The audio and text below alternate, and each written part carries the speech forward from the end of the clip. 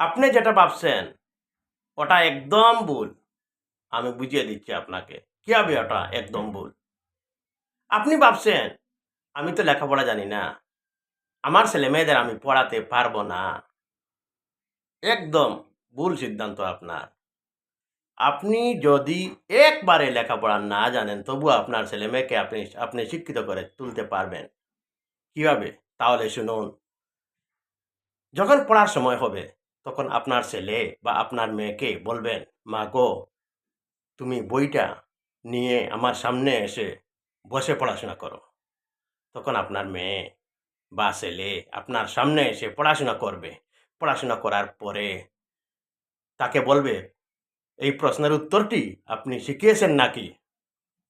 তখন সে বলবে, "হ্যাঁ বাবা, আমি শিখিয়েছি।"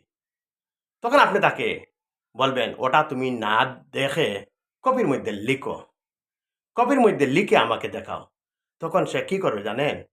তখন সে যদি ভালো করে শিখে থাকে তাহলে সে ওটা না দেখে কপির মধ্যে লিখে আপনাকে দেখাইবে।